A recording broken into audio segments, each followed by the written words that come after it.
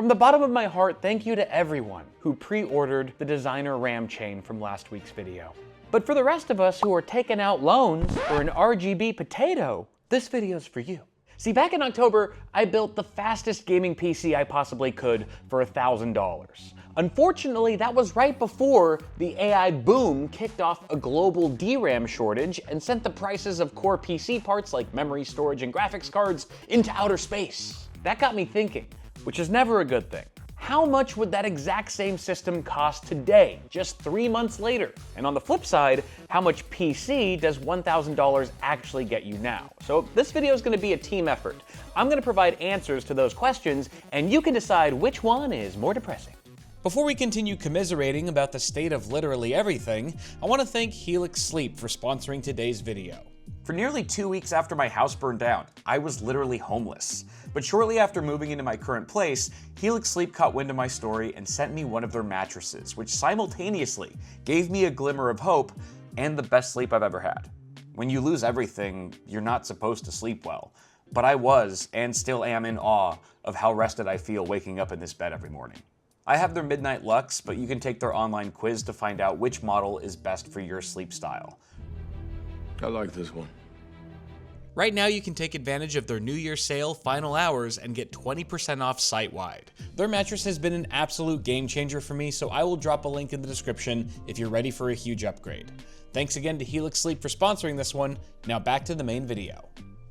The system I built in October was a no-frills build with some heavy compromises to crank out the highest FPS for $1,000. But cramming in an AMD Ryzen 7600X, 32 gigs of DDR5, and a PNY RTX 5070 delivered genuinely solid gaming performance, making those trade-offs easier to swallow at a price point that now feels like a pipe dream. GPU prices had just started to normalize, and I even snagged the RTX 5070 for below MSRP. The SSD might have been a small SATA drive from a dubious brand, but it was just $25. And the 32 gig kit of crucial DDR5 memory, $88. I remember making that video thinking that for all of the BS the market was riddled with at the time, that building a good gaming PC was still well within reach for most, and that things were looking optimistic.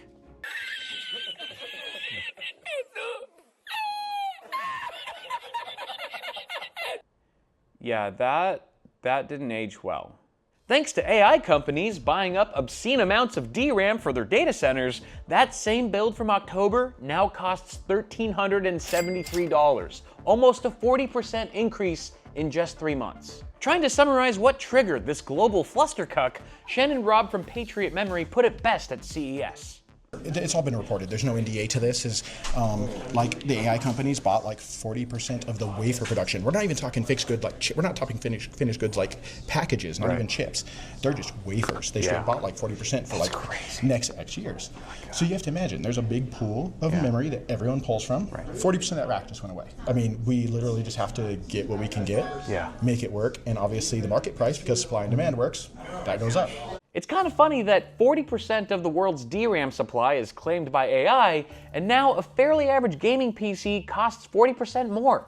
Completely unrelated coincidence, the number of kidneys on the black market also up 40%. As you would expect, the biggest price hikes hit the parts that most rely on DRAM: GPUs, SSDs, and most of all, system memory. Since October, the price of the RTX 5070 is up 15%, the SSD is up 151%, and the memory kit is up 270%. This doesn't just make PCs more expensive, it completely reshapes how you have to budget for one. For the October PC, memory made up about 9% of the total build cost. Today, it eats up a quarter of the total cost.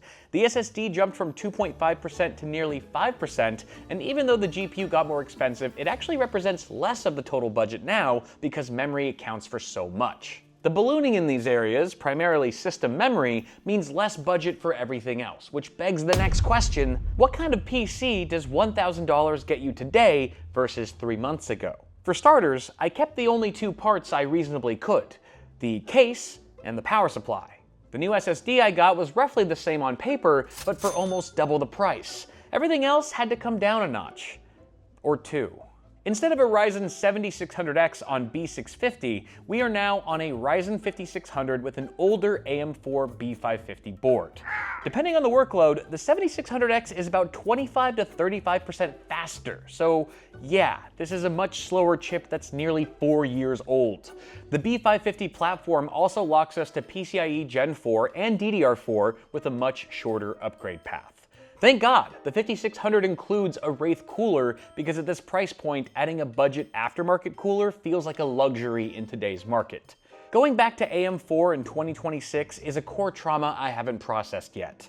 But the savings from switching to a DDR4 platform are impossible to ignore. I added a 16 gig DDR4 kit from OloY for $120, whereas comparable 16 gig DDR5 kits are going for at least $100 more. Although DDR4 price hikes haven't been as brutal as DDR5, we still can't afford the same 32 gig capacity we had before.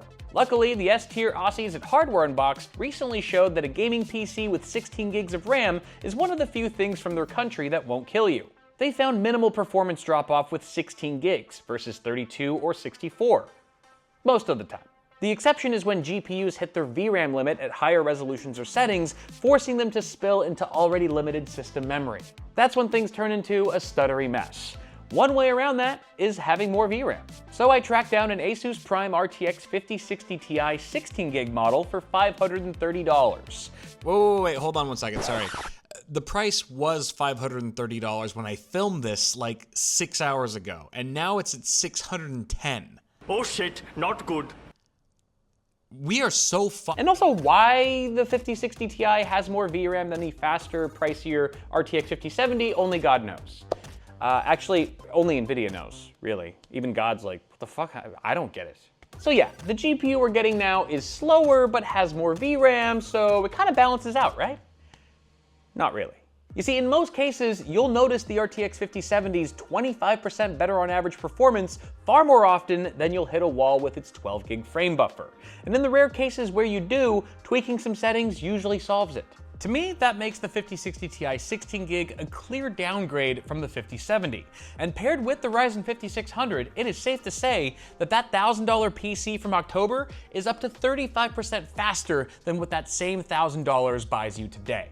So there you have it. If you have $1,000 to spend on a gaming PC right now, you can summarize your options in one of two ways. Build an older PC that's way slower than what you could have built pre-shortage, or spend about 40% more than you would have 3 months ago on the same build. Two fun ways to measure the impact of the AI apocalypse. But don't worry, we here at Bitwit pride ourselves on offering practical solutions to real problems. So if this applies to you, there are things you can do. Touch grass. You may have turned your back on it long ago, but it's still outside waiting for you. It looks better than ray trace grass, it doesn't stutter, and it's a living thing you can touch without being served another restraining order. Big W. Next, theft.